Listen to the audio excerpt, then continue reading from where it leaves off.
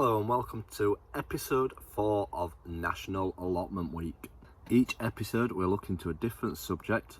The first episode was starting an allotment, then it was growing flowers, then it was looking at growing fruit, and today we're going to be looking at growing vegetables down on the allotment. There's so many different vegetables that you can grow down on the allotment, not just in the allotment but also in your garden as well. More and more people, especially during the pandemic, have started growing their own vegetables in the gardens, learning new skills, how to garden, how to grow vegetables, how to grow fruit and how to grow flowers. So yeah, there's plenty of vegetables that you can grow on the allotment, and one of the most popular vegetables to grow on the allotment is potatoes. The reason being why potatoes are so popular is because the taste of homegrown potatoes is phenomenal.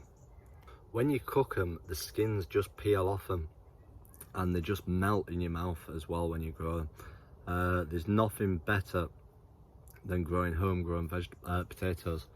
Also, you can grow potatoes in containers as well. So if you've not got the gardening space, you can grow them in potatoes. You can check out my other video on that, which is previously shown how to grow potatoes in containers. So yeah, potatoes are a popular choice.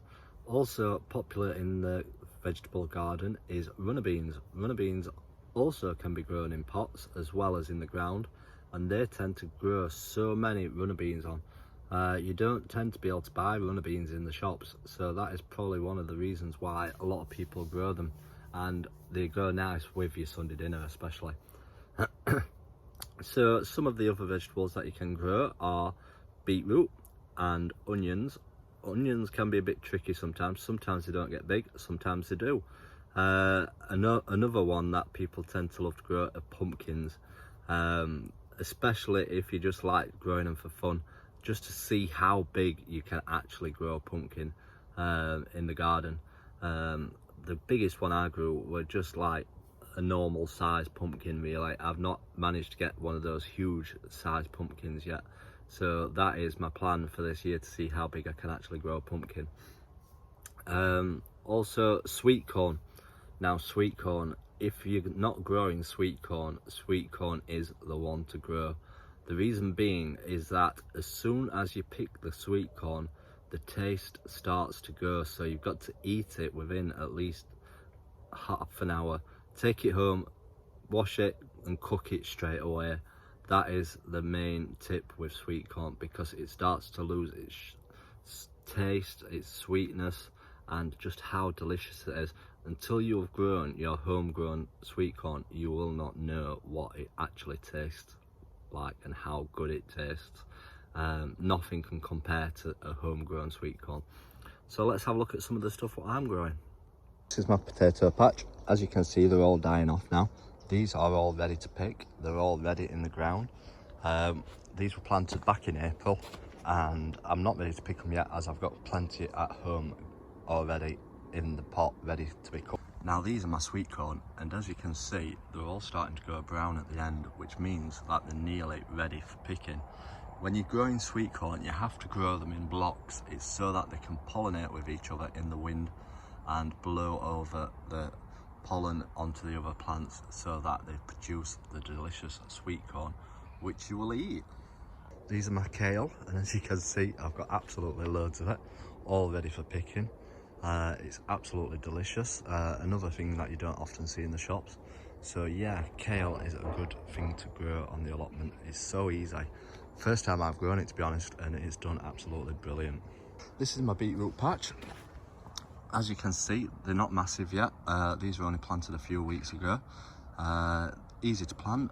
Grow them in a seed tray and then just transplant them into the area that you want to grow them, and just keep them weed free. I have got some more beetroot which I've grown, which has been in a while.